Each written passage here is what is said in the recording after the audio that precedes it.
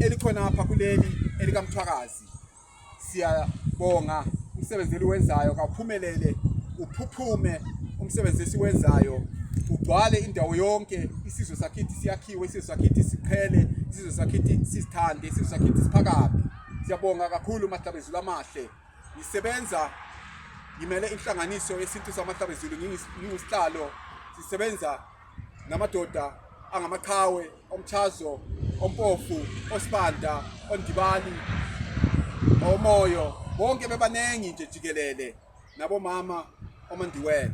Siyabonga kakhulukazi oMadlamini, sisebenza sonke sibanengi. Imbongo uSipho Bhalule oye wasisungula khona kweliphesheya sayisamemetheka sayisahafuka abamnyama kodwa ubuhlangu inkalo zonkana basweleka hebobhulayo umemezile wamemeza kweliphesheya wetha size zonke emasisweni nalezo ebesiye khona ekudingisweni. uSipho ngimfanisele sibane esithemba ukuvela wayekwasibathela umnyama.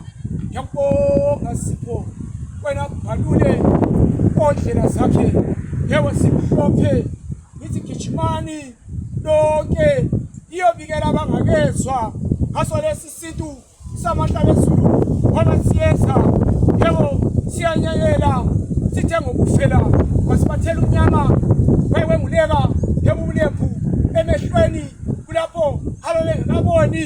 Ithi gijimani ibabekele kuzo zonke inhlangothi, ibabonile kwale Manchester bayebavungama bayebamhlokomela asamukela isintu samahlabezulu.